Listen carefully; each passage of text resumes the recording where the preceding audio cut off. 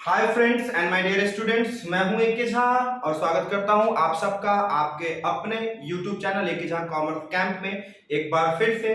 जैसा कि सीबीएसई के क्लास 12 के एग्जामिनेशन अभी चल रहे हैं, खास करके अभी बेसिकली इंग्लिश का सिर्फ पेपर हुआ है आई थिंक। अब कल जो है आपका इकोनॉमिक्स का पेपर है, कल इकोनॉमिक्स का पेपर है, फिर 25 को आपका बिजनेस स्टडीज है और फिर 31 मार्च को आई थिंक आपका अकाउंट्स का पेपर है। तो 3 मेजर पेपर्स जो आपके जो सबसे इंपॉर्टेंट पेपर्स बचे हुए हैं, जो आपके स्ट्रीम के मेन सब्जेक्ट्स हैं, तो इनके लिए प्रिपरेशन आई होप आप लोगों का सबका हो चुका होगा, बहुत अच्छे से प्रिपरेशन हो चुका होगा। कॉमर्स कैंप के खास करके जो स्टूडेंट्स हमारे साथ जुड़े थे उनका भी बेसिकली सिलेबस कवर अप हो चुका होगा, रिवीजन आप लोगों ने किया है बहुत अच्छे से आई थिंक, आई होप। और रहा बात कल के एग्जामिनेशन के बारे में, तो देखिए एक्चुअली इकोनॉमिक्स देखा जाए तो अकाउंट्स, बिजनेस स्टडीज, इकोनॉमिक्स के बहुत सारे टॉपिक्स ऐसे होते हैं जो रिलेट करते हैं एक दूसरे सब्जेक्ट, मतलब दूसरे सब्जेक्ट से। बिजनेस स्टडीज से भी बहुत सारा टॉपिक इसका मिलता है। इंडियन इकोनॉमी खास करके क्लास 12 में जब बात करेंगे, 12th इको जब बात करेंगे, हम लोग सिलेबस की बात करेंगे, तो ये जो सीबीएसई की बात है खास करके सीबीएसई, तो चूंकि सीबीएसई और बिहार बोर्ड में जो पैटर्न है वो अलग अलग हो जाता है। तो सीबीएसई में जब बात करेंगे तो आपका इंडियन इकोनॉमी, ठीक है, और इंडियन इकोनॉमी है 40 मार्क्स का, आपको पता होगा। और मैक्रो, ठीक है, ये भी आपका 40 मार्क्स का हो गया, ठीक है। अब हमारे पास चूंकि वक्त नहीं है, मैंने पहले ही कहा कि रिवीजन आप लोग का ऑलरेडी हो गया हुआ है, तो रिवीजन ये मानकर चलेंगे कि रिवीजन आपका हो चुका है। तो जाहिर सी बात है जब हम रिवीजन के बारे में चर्चा करने नहीं जा रहे हैं, बस अब एक फास्ट रिवीजन मांगता है। रात भर आपके पास समय है, सिलेबस को पलटिए, वेटेज देखिए कि किस सब्जेक्ट से, किस चैप्टर से, किस टॉपिक से हमको सबसे ज्यादा मार्क्स के क्वेश्चन आने वाले हैं। अब सिर्फ यही एक रास्ता है, उसके लिए आप सेट बनाए हुए कम से कम 5-7 सेट आपके पास में, आपका कम से कम 5 से 7 सेट आपको बनाना चाहिए अनसॉल्व, ठीक है। सॉल्व सेट भी है और एक क्वेश्चन बैंक आता है, वो भी आप लोगों ने लिया होगा, जाहिर सी बात है। क्वेश्चन बैंक जो है आपका किसी भी पब्लिकेशन का आपने लिया है, उसको भी आपके पास उस अवेलेबल होना चाहिए, आप अवेलेबल होगा, आई एम श्योर। पूरा मुझे विश्वास है आप लोगों के पास होगा। जनरल वो हर बच्चे उस तरह से प्रिपरेशन करते हैं, खास करके सीबीएसई के बच्चों को समझाना नहीं पड़ता कि ये तुम्हारा ये टारगेट है ये, या फिर तुम्हारा ये एम्बिशन है। तो सिंपल सी बात है कि अब मुद्दा क्या है, एक एक टॉपिक, जैसे मान लीजिए क्लास 12 का सिलेबस है, हमको मैक्रो रिवीजन करना है, तो मैक्रो में जितने भी सारे यूनिट्स हैं उन यूनिट्स को पहले टिक आउट करेंगे, उन यूनिट्स को एक एक करके देखेंगे कि उसके अंदर क्या क्या चीज है।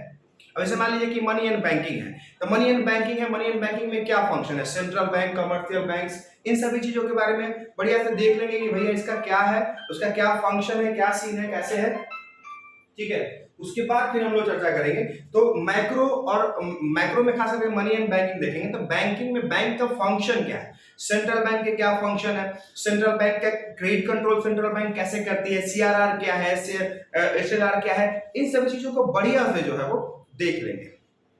इन्फ्लेशन क्या है, उसके बाद आपका गवर्नमेंट बजट क्या है, बजट कितने टाइप के हैं, डेफिसिट बजट, सरप्लस बजट, ठीक है, बैलेंस्ड बजट, ये सब सारी चीजों को एक एक करके टॉपिक वाइज देख लेंगे। यूनिट के अंदर जितना भी टॉपिक आता है उन सभी टॉपिक्स को, सभी कंटेंट को आप अच्छे से एक बार निहार लेंगे। निहारना है सिर्फ, अब पढ़ना नहीं है।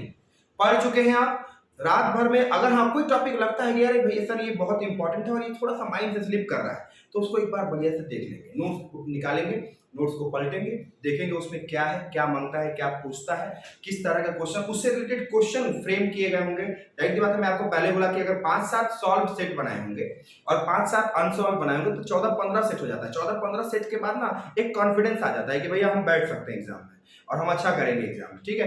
ऐसा तो कॉन्फिडेंस तो आपको प्री बोर्ड जो लिया था उस समय भी आ गया होगा 50%, बट अभी और आने वाले पेपर्स के लिए बिल्कुल टेंशन लेने की जरूरत नहीं है, बिकॉज बिजनेस स्टडीज के जितने भी सारे यूनिट्स हैं मोटा मोटी हम बेसिकली हर एक टॉपिक को एक एक करके रिवीजन करवाने वाले हैं। आज से फिर से वीडियो का सिलसिला शुरू हो गया है और जैसे अब इंडियन पे जाएंगे तो मैक्रो जो है, मैक्रो में आप न्यूमेरिकल फॉर्म को भी नहीं इग्नोर कर सकते। न्यूमेरिकल फॉर्म्स में जैसे आपको न्यूमेरिकल क्वेश्चन जो आएगा, नेशनल इनकम से आ सकता है, एडी से आ सकता है, एग्रीगेट डिमांड एग्रीगेट सप्लाई से आ सकता है, उसके बाद बीओपी से आ सकता है, ठीक है, फॉरेक्स फॉरेन करेंसी, ठीक है, सब एक एक यूनिट में बोल रहा हूं। और जरूरी नहीं है, बहुत ज्यादा सिलेबस नहीं है, सिलेबस रिड्यूस कर दिया गया था पिछले साल जो है, आप मतलब पिछले साल से पहले के पिछले साल और सिलेबस रिड्यूस हुआ, उसके बाद थोड़ा सा और हटा दिया। अकाउंट्स में भी आपको पता है कि एनपीओ वगैरह हटा दिया है, तो कंपनी और पार्टनरशिप दो चीज लेके चलना है आपने को, एनालिसिस वगैरह लेके चलना है। तो अकाउंट्स बिजनेस स्टडीज पे हम लोग फर्दर वीडियोस में टॉपिक फर्दर वीडियोज आने वाले वीडियोज में हम लोग डिस्कस करेंगे।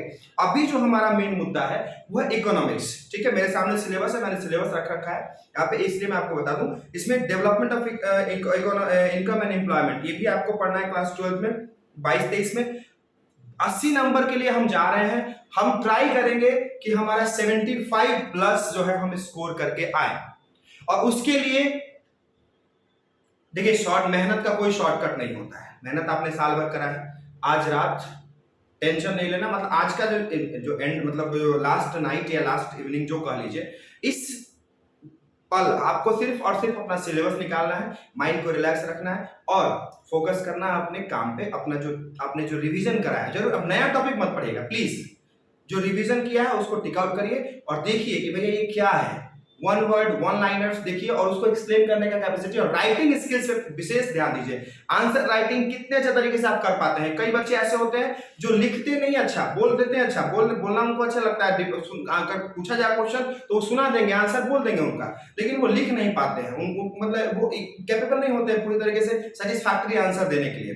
तो ये चीज एक बहुत बड़ा दुर्गुण है, इसको भी देखें। अब आपके साथ अब आपके पास वक्त नहीं है, तो ये सब चीजों पे डिस्कस करने से कोई फायदा नहीं है। पॉइंट पे बात करते हैं। पहला जो है, मूड रिलैक्स करके जाएंगे पूरा तरीके से, अच्छे तरीके से कूल करके एग्जाम देके आएंगे। जब 17 तारीख, जब कल आप एग्जाम देके आएंगे, उसके बाद आप सीधे सीधे जो है वो बिजनेस स्टडीज के फोकस करेंगे, क्योंकि बिजनेस स्टडीज के पास आपके लिए आपके पास टाइम नहीं रहेगा।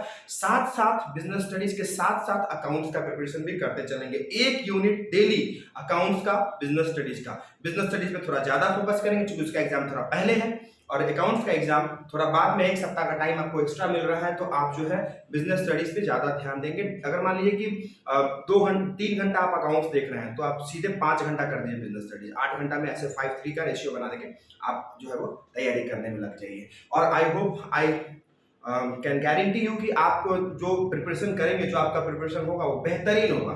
अभी से भी वक्त है, अभी जो पढ़ चुके हैं उसको रिवीजन करिए, नए टॉपिक्स पे ज्यादा दिमाग अब मत लगाइए, क्योंकि नया टॉपिक अगर आप कुछ नहीं पढ़े हैं, कुछ आपका बाय द वे छूट गया है और उससे रिलेटेड अगर कंटेंट है चैनल पे, तो जाकर विजिट करके वीडियो देखिए, समझिए। और अगर क्वेरी हो तो कमेंट बॉक्स में जाके कमेंट करिए। अगर आप रिसेंट स्टूडेंट्स हैं तो जाहिर सी बात है आपके व्हाट्सएप ग्रुप में भी आप जाके आप कमेंट कर सकते हैं, मैं उस क्वेरी को हल करने का कोशिश करूंगा, ठीक है।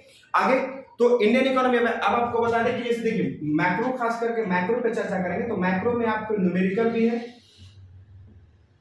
ठीक है, और थ्योरी भी है, ठीक है, दोनों है। लेकिन जब आप इंडियन की बात करेंगे, तो इंडियन इकोनॉमी में मोटा मोटी इंडियन इकोनॉमी में ओनली आपको थ्योरी मिलेगा।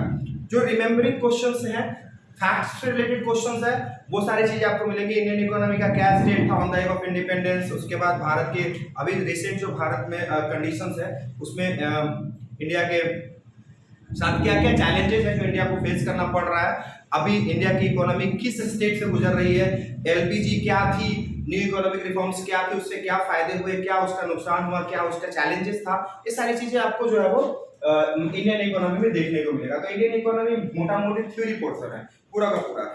चैलेंजेस, करंट चैलेंजेस हो गया, इकोनॉमिक रिफॉर्म्स हो गया, 1947 से लेकर 1990 तक भारत का इकोनॉमी कैसा था, किस तरह का था, ठीक है, इकोनॉमी का टाइप्स वगैरह सारा कुछ देख लेंगे अच्छे से। उसके बाद आपका डेवलपमेंट एक्सपीरियंस हो गया इंडिया का, उसके नेबर्स के साथ, जो 2 मेजर नेबर्स है, पाकिस्तान एंड चाइना, बांग्लादेश, श्रीलंका, अफगानिस्तान वगैरह, इस सब पे चर्चा नहीं करना, नेपाल पे चर्चा नहीं करना, पाकिस्तान एंड चाइना, ये 2 कंट्रीज के साथ हमारा जो है कंपैरिजन, ये लास्ट चैप्टर है। तो प्लीज आप लोग नोट करिए, चीजों को ध्यान में रखिए और अभी रात भर समय है, रिवीजन करिए। आई होप आप लोगों ने दोनों यूनिट को नहीं छोड़ा होगा, कोई ना कोई एक यूनिट कंप्लीट हो गया होगा और आज आप पूरा कंप्लीट करके बैठे होंगे। तो आप सभी लोगों को बेस्ट ऑफ लक रहेगा। I am wishing you the luck that आप कल जाएं एग्जाम में और रॉक करें और अच्छा से करके एग्जाम कंप्लीट करके आए और सब लोग अच्छा जो है वो कॉन्फिडेंट रहें, अपने आप से श्योर रहें और सेटिस्फैक्टरी आंसर लिख करके आएंगे। रिलेटिव आंसर होना चाहिए, आंसर रिलेटिव होना चाहिए, जो क्वेश्चन है उसे रिलेट करना चाहिए आंसर, ठीक है। तो बाकी चीजों के लिए फिर मिलते हैं आने वाले वीडियो में, तब तक के लिए best of luck, thank you for your next examination जो कल है इकोनॉमिक्स का। फिर मिलेंगे अगले वीडियो में, बाय, टेक केयर। चैनल को लाइक सब्सक्राइब और शेयर करना ना भूलें, दोस्तों तक भी पहुंचाएं चैनल को, जहां तक हो सके वहां तक बेल आइकन को भी हिट कर देंगे ताकि जो वीडियो आएंगी उसको उसकी जानकारी आप तक सबसे पहले पहुंच जाए। Thank you, bye.